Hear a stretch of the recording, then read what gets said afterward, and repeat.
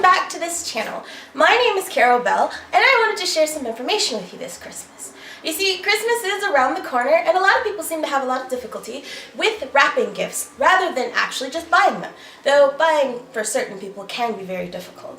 So I'm here today to show you how to wrap gifts. So when you begin to wrap, there's some basic kind of things that you need.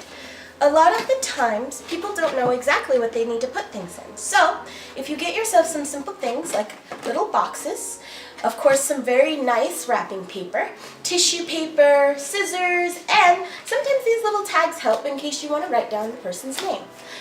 Also, of course, the very obvious things is tape to keep it all together and a Sharpie to write the person's name together.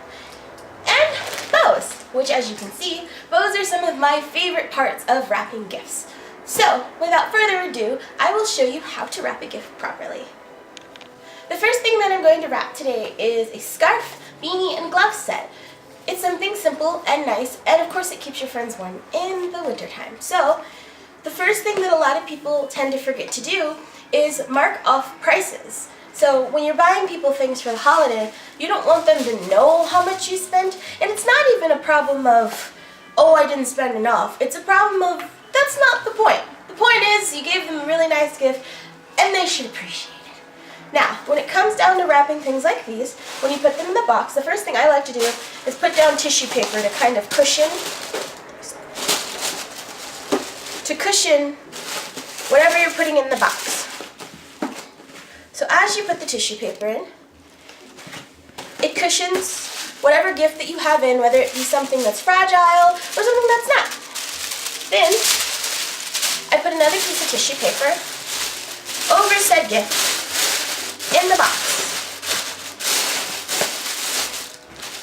Now if you're looking for any kind of simplistic, tissue paper boxes and things like this, you can find a lot of this stuff at Walmart. So, afterwards, you take the second piece of your box and you set it over the first one. That way, the gift is all nice and secure inside its box. So, when you're picking your wrapping paper, it's nice to pick something that's very sturdy. A lot of the times you can find wrapping paper and things like at the dollar store or Walmart, which are nice. Unfortunately, some of them have a quality that tends to make them rip very, very easily. So some of my favorite wrapping paper is the ones that tend to curl very easily and are kind of thick. Another good part of getting wrapping paper is on the inside of the wrapping paper, you can see little grid lines. Grid lines are what help me determine where I should stop and where I should start cutting. So, when you begin to wrap your box, always take the bottom half and face it upwards towards you. So that way the top part of it looks very fresh and clean. A good way to measure is finding your grid lines and setting it in between them. In the middle if you can. Then you pull up the wrapping paper and put it on the back of the box. Now, I don't always do this, but to make things easier for you, tape it very slightly to the box. So that way, it doesn't come unraveled when you're trying to wrap the gift. From here, if you're not a person who really likes to use too much math, a lot of the times, I just pull the wrapping paper over, point out where I want the wrapping paper to go, and when I pull it back, I kind of guesstimate. It was about on this line, so then I take my scissors and I follow the line. And any good wrapping paper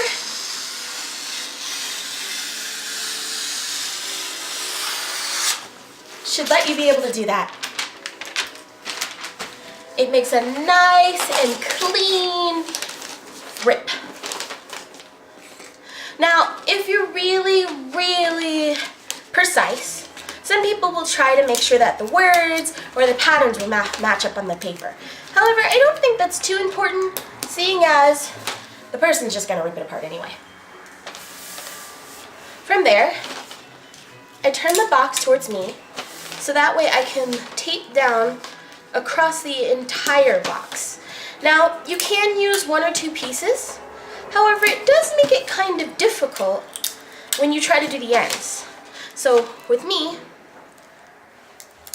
I like to tape all the way across. Also, if you get a little bevel or a line that doesn't quite work properly, don't worry, it doesn't need to be absolutely perfect. You just need the box to be covered. So, from here, as you can see, we have all of this excess paper.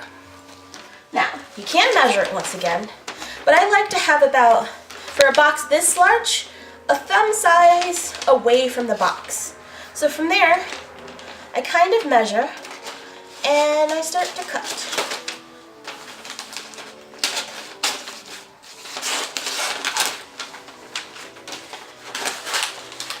Now, it doesn't have to be perfect, but if you can see the lines and you'd like to follow them, that's perfectly okay too.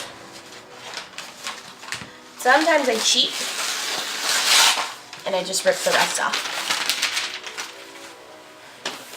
From there, you should have, as I said, about a thumb's length away from the box. Now, if I gave myself enough room, you should be able to fold down and create a crease from the box.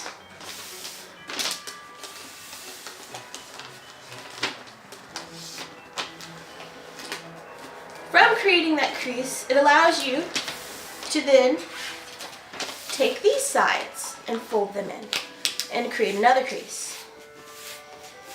Now, if that crease keeps coming up, you can tape this top part to the box.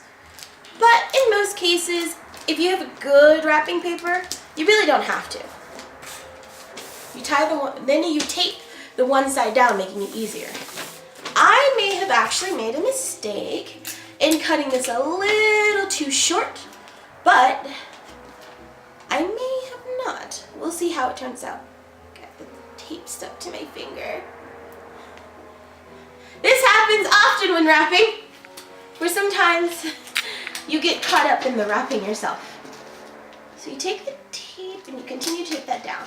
Now from here, you see there's a little gap. So if you creased it properly at the bottom, like so, you should just be able to fold it upward and close it off. As you see, ripping it actually kind of made it a little too short. But that's fine, because sometimes you can cheat by taking a piece of the wrapping paper you cut off already and simply taping it to the fold you've already made. You can take this paper and tape it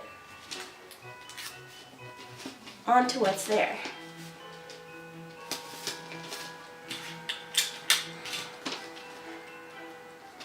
So, a good thing to note is you're not always going to be 100% perfect when you wrap gifts. But the point isn't really being perfect.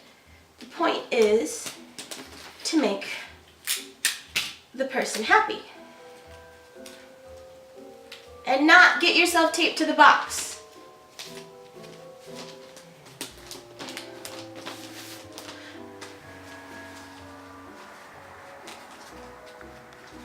Now, another thing that I like doing when I'm wrapping my gifts is I'll take the bottom piece here and I'll fold it.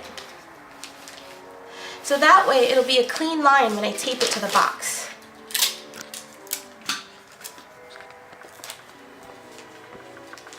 I put this under it and I fold it upwards and I tape it to the box. I'll see if I can get the other side a little better. So as you can see, it's stayed close. Now, as I said, I made the mistake of mismeasuring, but that is not that bad. Plus, I've got ways of covering it up.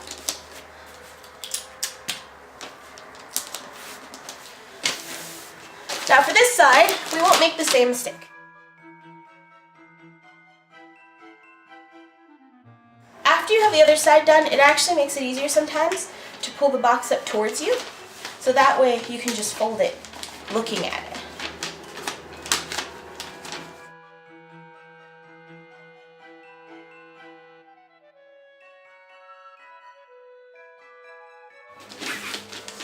As you can see, it's a lot better this time. And there you have it. Your box is completely wrapped. Now, from here, it's my favorite part about wrapping gifts, which are the bows and the decoration. So, one of my favorite things to do is to try to figure out a bow that's really gonna match up. And I like this one. It's sparkly and it's gold and it matches the words on here. The Peace, Joyful, and Noel.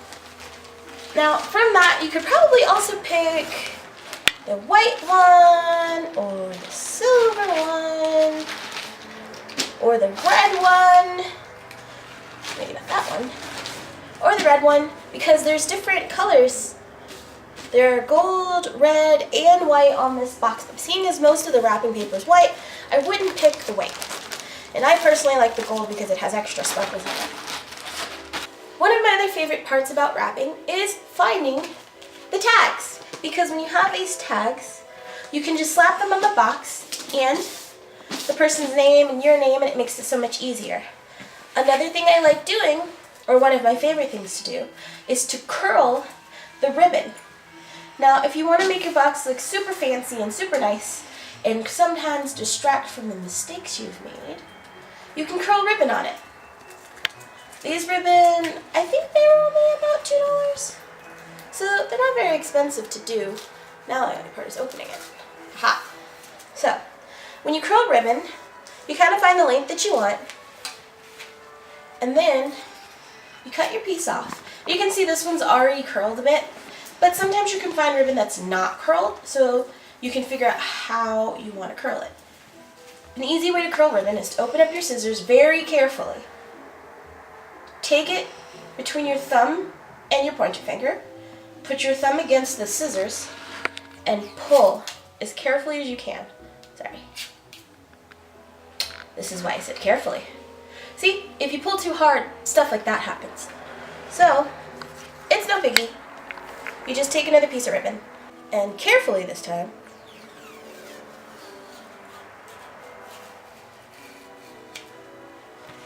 and your ribbon gets curled. Ooh.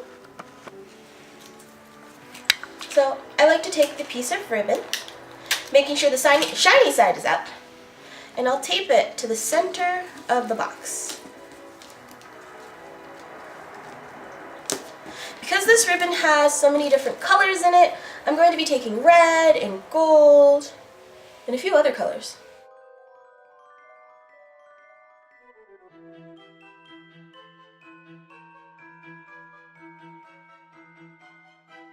After you have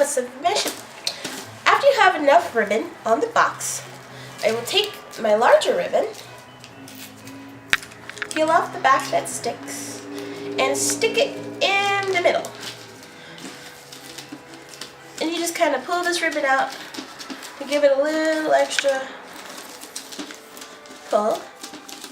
Normally I'd add a lot more ribbon, but I'm trying to make it simple. And it looks like that. It looks very fancy, but it's not all that fancy, to be honest. From there, you pick a very nice tag, you peel it off, and you stick it in front. And from there, you write down who the gift's from and who's it going to. So, in the end, this is what your box should look like. Nice, clean, and very pretty. This method works for almost every type of box that you have. You can find all different types of shapes, sizes, larger, smaller, even some boxes that are already very sparkly and pretty, so you can totally just put a bow on top of that and hand it over like that. Now, a lot of the times people struggle with gifts that are oblong shaped or weird directions or whatever. My biggest suggestion, just get a bag. It's much easier if you just get a gift bag and some tissue paper and put your gift inside here. It may seem a little lazy, but you save yourself a lot of hassle and stress if you just put a very awkwardly shaped gift inside a bag. So, that's my simple, easier instruction on how to wrap a gift. I hope it helped in some way, and I hope that you have a very merry and happy holidays. Bye!